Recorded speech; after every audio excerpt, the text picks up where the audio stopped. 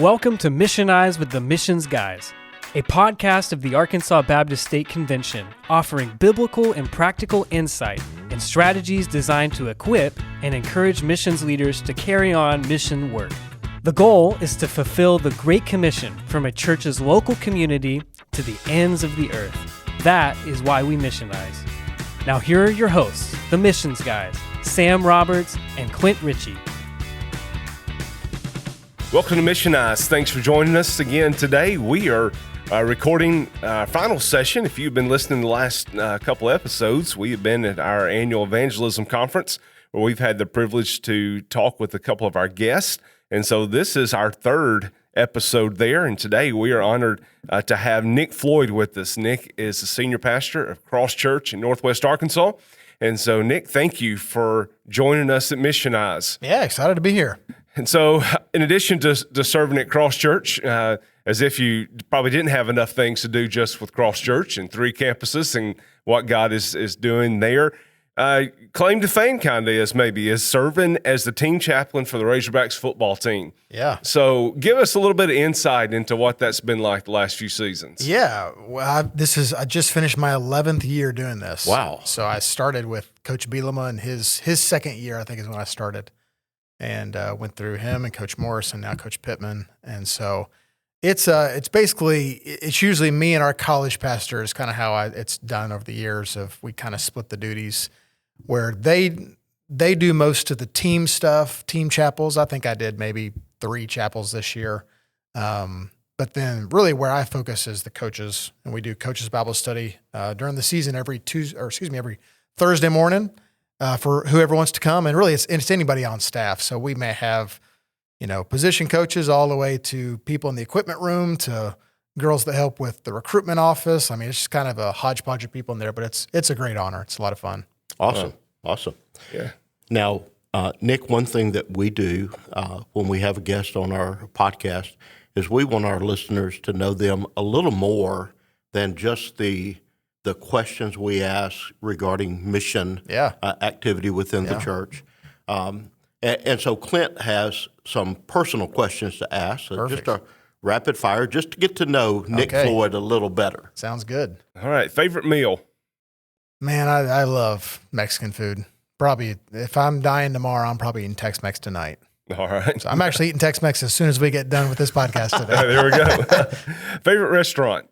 Oh, I love Chewy's. I love Local Lime, which I think there's one in that's a great one. Little Rock as well as in Rogers. So those two I'm frequent pretty regularly. What is your go-to relaxation spot? Man, I love a Friday with my wife, whether we're sitting at home on the couch watching TV or hitting up some Tex-Mex for lunch, anything like that. But if for vacation stuff, love the beach, love being anywhere near the water, eating seafood, then I'm all in. All right. Besides the Bible, what's your favorite book? Gosh, I'm a big reader. I don't know that I have a favorite.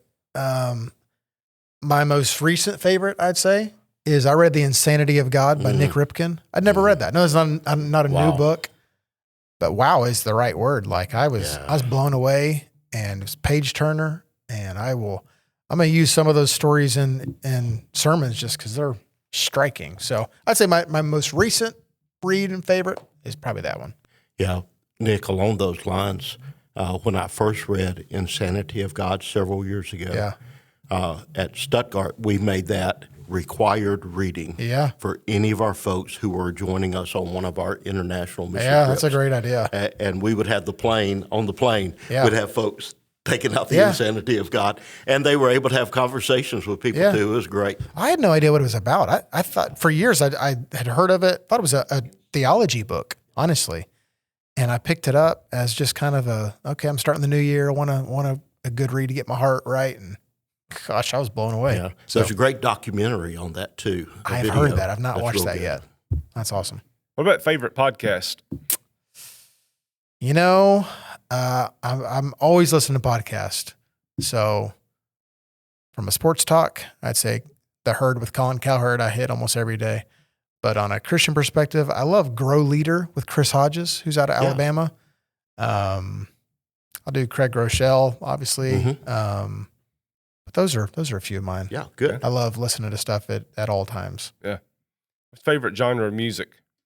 Man, 90s R&B. Is that appropriate to say? Yeah. No, I love that. I love worship music, obviously, as well. And my most recent is I've gotten a little bit into country music. I'd never really liked country music growing up, but my wife loved it. And so I enjoy it these days. What's the first concert you attended? Oh, gosh. I know the most meaningful, I don't know if this was the first, but my favorite concert I ever went to was right after DC Talk released the Jesus Freak album. And they came to our church, and I was in probably 6th grade, and it was maybe the greatest moment of my life. I loved that concert. Yeah. That's probably my favorite to this day. It was amazing. Good stuff. Favorite place to visit?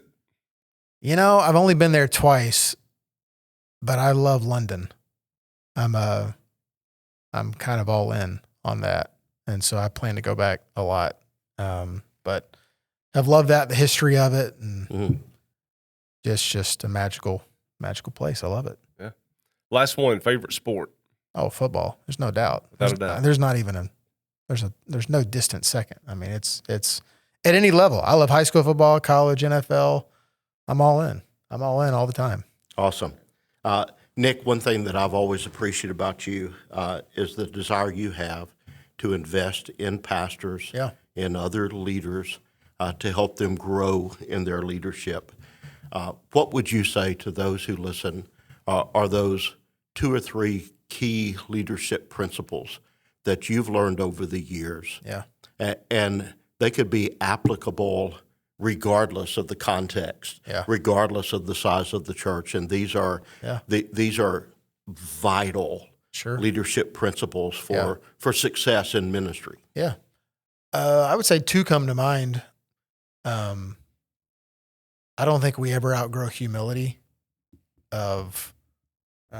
Pride is a killer. I've seen it a killer in my own life. I've seen it kill other people. So I think humility at any level of any leadership or life in general, relationships. Second one, maybe connected to that, is just a desire to grow. There's zero reason why we shouldn't be growing in the world in which we live. We talked about podcast. I mean, it's overwhelming. And every day almost, especially probably during the week especially, I'm listening to something. And so there's zero reason not to read or to listen to podcasts. I mean, it's just so, but I think that goes with humility. People who feel like they got it all together and they don't have to grow anymore, they're prideful and they don't grow. So I think really they're connected in many ways. So I think those connect at any level of any church. Awesome. How is a way, or what do you do to not settle in complacency? Yeah. I mean, when you look at what God's done at Cross Church, just to, almost coast on that, how do you continue to push yourself to grow in that sense? Yeah. I mean, I really do try to read pretty regularly. I try to listen to stuff regularly. I've submitted my life to 3 other men on our team who just in a sin situation, like as far as like, I want to battle against sin in my own life. So I don't want to be growing as a great leader, but complacent in my own life and battle against sin. So that's another way I've just recently submitted myself. I'm like, man, I want to do this for the long haul. So I want y'all to ask me questions. And, so I mean, all those I think are part of it. And, even something that we're doing, I just told our team about it yesterday and it comes off the Grow Leader podcast of Chris Hodges they had an episode called, Mentors and Models. And so we've challenged everybody on our team, and I'm doing this myself, of this year, I'm going to have a mentor. I may not even meet that mentor. It's basically just somebody that you're going to listen a lot to, read their stuff, or maybe it is an in-person mentor, and then a model of church that you say, I want to learn how they do it more. So we've encouraged everybody on our team this year to have a mentor and a model. Awesome. So that's another way we're doing it. Yeah. Yeah. We talked about the leadership development and your desire to invest in that area, specifically with pastors. And a few years ago, you initiated the Call to Lead conference. The tagline of that is, when church leaders grow, the whole church feels the impact. Would you elaborate on that and tell us what's ahead for that conference this year? Yeah, we started Call to Lead during COVID. It was in the middle of a staff meeting, and somebody said, years ago I attended this online conference, and that was when nothing was open. And so, Right. so for the first 2 years of Called to Lead, we did it online and had a far reach. And then we said, well, let's bring it in person. And so we've done that for probably, 3 or 4 years now in person. And it's our desire just to invest in pastors. And we have people come down from Missouri and Oklahoma, but mainly it's a service in many ways to Arkansas Baptist pastors. Right. That's our tribe, and that's who we want to love and be a part of. And so we're looking forward to another great year. I don't have the speakers nailed down yet. I need to do that like yesterday, but we've got about 7 or 8 months. So, that's a fall conference, correct? Yeah, it is. It's right in September, usually mid-September. And so, it's a free conference. So would invite anybody who's listening to this, come on up to Northwest Arkansas. And it's usually, we have breakouts in the morning. And then we do kind of a quick run in the afternoon of sessions, and you're done by 5 o'clock at the latest. So it's kind of a good, you can drive in and drive out, or you can spend the night with a team and whatever you want to do. Yeah. So is there a site dedicated to that, Nick? Yeah. Where Called to folks Lead. can go? Yeah. calledtolead.live Okay. is where they can find more information. And do you have sessions there from previous conferences that they can go and listen to? I should know that, and I don't. I'm not really sure. Yeah. Sorry. I don't know. No, that's fine. Should have run that past you before. No, you can ask me many questions that I will not know the answers to. I tell our church people, you'll be surprised at all that I don't know is going on. Humility. Or stupidity, one of the two. Now, Clint, I knew Nick for several years, kind of from a distance, but I really got to know him when the two of us served on one of our committees here at the Arkansas Baptist State Convention. That's right. That was that infamous budget formula committee. Yes. Where every 5 years we would look at the budget and we would determine, hey, what percent stays here, what percent goes out, how's this divided, all that good stuff. And what I walked away from that time together, Nick, what was just this desire, this passion in your heart for the nations. I mean, you don't have to be around Nick Floyd too long to know that a driving force in his life is the passion that is there for reaching the nations. So would you take a few minutes, Nick, and speak to us not only about the importance of a pastor having that heart for the nations, but how that drive was developed in your life? Yeah. How was it mentored? Sure. Where did that come from? Yeah. And how does a pastor who is listening develop that heart for the nation into the culture of the church? Yeah. Well, my father was obviously a big influence in developing a burden for lostness. I was raised in the church in which I pastor, which is a unique thing. And if there's one thing that Cross Church is moved by, it's lostness. Mm-hmm. I could stand up and, I could give some weird ideas on a Sunday morning, but if the church believed that it was going to help us reach lost people, they'd go with it.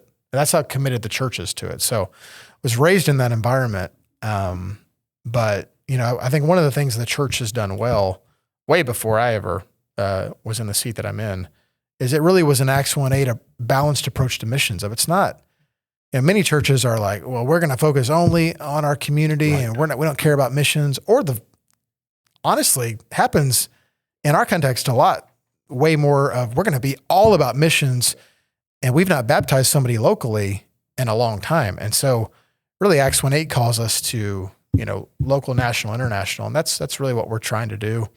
Our mission statement is based off that, reaching Northwest Arkansas, America, and the world for Jesus. But, one of the things that came out in the budget formula committee all those years ago helped me maybe crystallize and verbalize some things of it's not a different quality of lostness. Mm-hmm. A person in Fordyce is just as lost as the person in Bangladesh. But there is... It needs the gospel just as desperately. Just as... They're going to the same hell apart from a saving relationship with Christ. But the quantity of lostness... I mean, I was... Again, I mentioned London earlier, and my wife and I were we're in London for our 20th anniversary in December. And I'm walking around with countless people from all over the world, by the way. And I'm thinking, I mean, we've got to do something about this. Like, it's just, again, it's not that they're any more lost than the person in Little Rock or Fayetteville, but there's just a ton of people around the world who don't even have access to the gospel. So some of that's the driving factor of, to try to answer your question of, it's just the quantity of lost people is just vast across the world. And that calls us to do something about that. Awesome. And I guess the way you guys have been able to stay focused on that, you mentioned, your dad did that. That was his legacy. And then you stepping into the seat you're in now, continuing that. I guess that's what's really amazing from the outside looking in, is just the longevity of being driven by lostness. Yeah. And we talk a lot about creating a culture of evangelism. Is there a couple of keys that you would say has driven that to be able to stay focused? Because think about it, you've built buildings, you've added ministries and everything, but the driving force has been the lostness that surrounds you. Yeah. Well, we measure it. I know that's some churches don't like to do that. Yeah. But we talk about how many people are we seeing make a profession of faith? How many people are seeing baptized? If it's not happening in a student ministry, we ask questions like, why is it not happening? So it's almost an expectation that God desires to move and wants to save people. Wow. And so, I think you enter into a kids ministry, or you enter into a student ministry or a college ministry, or you enter into a Sunday morning at any one of the campuses. We may be preaching on tithing that day, or we may be preaching on marriage that day, but we're going in with the gospel and we're going to open up the time for people to be saved. And so I would just say we measure it. We expect God to move, and we try to adjust things to fit the mission. We can feel good about ourselves if the budget's good, or if people are there, attendance is good.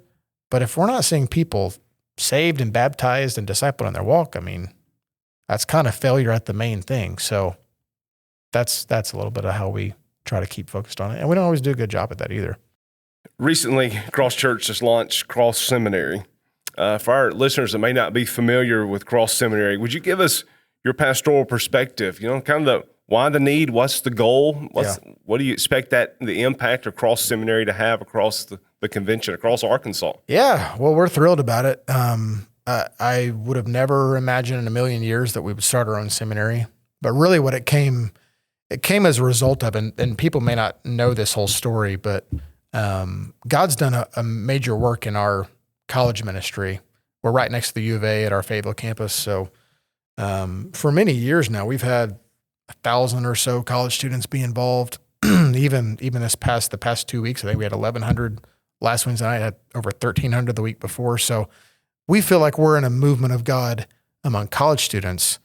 And what we see is these students, they're coming, they're getting saved, they're getting baptized, they're getting discipled. And then God's calling some of them to ministry. And, we're seeing it's a different day to where if you say, okay, your next step is you're gonna move to Fort Worth, or you're gonna move to New Orleans or Louisville or Kansas City even, which is not far. And you're gonna then go to school for 2 or 3 more years. We're not seeing a whole lot of them that are making that step. And we've seen them do the online route, which is fine. But I took some online classes in my day, and it's a different deal. And so we really were burdened to take care of what God was doing with our people. That's the number one driving force. If we didn't have C3, which is the college ministry, we would not be doing the seminary. But we also saw this is our main funnel to get people to the mission field. And so, so we began to research it and began to figure out, is this really what God's calling us to? And so this past August, we launched Cross Seminary, and we had 44 students in the initial class there. It's a 2-year degree, a Master of Theological Studies. And we believe that is the basics of what you need to be in ministry. Now, I've been a big MDiv guy my whole life. I have an MDiv, always told people to get an MDiv. And in fact, I'd still say if you're going to be a senior pastor, go ahead and keep going.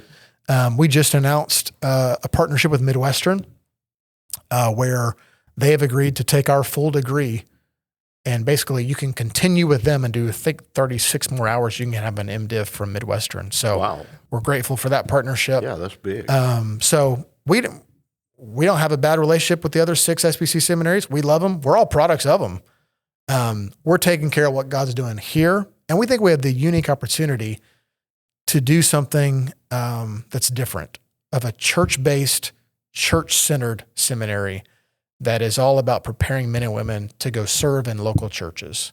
And so we're very frank in saying we're not trying to build scholars, although we want pastor scholars, you know what I'm saying. But academia is not our number one objective. It's not our number one goal. They're working in the church alongside of us. And it's a 2-year degree. And the best news of all is because of the generosity of the people of Cross Church, these students can go with fully funded tuition, meaning they go to seminary for free. And so we are very excited about that and believe it's a great option for us to really, our first and foremost people we want to serve is Arkansas Baptist. We feel like we can do that. And we hope that they come up here for 2 years and we send them back all across the state to go pastor churches, be youth pastors. We've got a good amount of women as well in the program who can go back and work in student ministries and women's ministries and all kinds of, stuff in the local church as well. So we're just trying to prepare men and women to serve God in the local church. And one of those first students is the son of a team member. That's right. James McCormick. James. Yeah, James is doing a great job. Awesome. The key thing that we're doing is, and I've said this, I want them to be in a theology class in the morning, on Wednesday morning, learning the deep things of God. So in that way, yes, we're building scholars, but, and then I want them to be in a Wednesday night preteen class where they're dealing with a kid who was bullied in the lunchroom. Like, that's where you stay normal in ministry. Yeah. Real life people. And so that's a part of the degree, is you cannot do the degree without local church alongside of it. So I think the vast majority of them, 98%, are doing that through Cross Church. And then we have 3 or 4 that are doing that with other local churches in Northwest Arkansas where they get the practical side of that. So we're thrilled. We believe it's our number one way to get people to the nations. And so we're making a heavy investment in it. Awesome. Thank you for that. Hey, as we get ready to wrap our time up, just want to say a personal word of thanks, Nick, for the message you just delivered. The title of that message was "Yielding of Personal Revival." Yeah, I'm still processing through some notes that I took on that, and I'm going to encourage those who are listening, whether you attended Econ or whether you did not. Go to absc.org/econ and listen to this message. Listen to it multiple times. Just a simple message that says here's what personal revival, here's what revival within the church, within communities is all about. It's saying, what I have, I give to God. That's incredible. Thank you so much for that. I may have some questions as I process through more of that, and grateful for the opportunity of back and forth on emails to ask those. But as always, we want to give our guests a final word. So would you leave our listeners with a word of encouragement? What would you like for them to the only time that you have to speak into their lives? Yeah. What do you want to say? Well, I would just say don't do it alone. You may be at a single staff church where you're the only person. There's somebody in your association that cares about you. There's somebody at the convention that cares about you. There's somebody at a church like Cross Church. We love you. I was talking in the worship center with a guy who's a bivocational pastor I've just become friends with, and I think he lives in Pocahontas, if I'm not mistaken. And just don't do it alone. You need somebody to text when you're about to give up or about to do something stupid. And I just say don't do it alone. So if you don't have anybody right now, find somebody. life's too short to go out alone. Ministry too hard to go out alone. So Yes, sir. I know the ABSC is here to help in any way. We're at Cross Church, or we're here to help in any way. And God uses other people. That's part of the message even today is God uses people, and God uses people in our lives to help us stay strong where we can't. So that'd probably be my encouragement. Thank you, Nick. Sure appreciate that. Yeah. And thank you for being with us today. For those of you that are listening, hey, thanks for following along, and we'll see you again in a couple of weeks. Thanks for joining the Missions Guys today. If you liked what you heard, rate and review us on your favorite podcasting platform. And to keep up with what is happening in Arkansas Missions, visit absc.org/missions.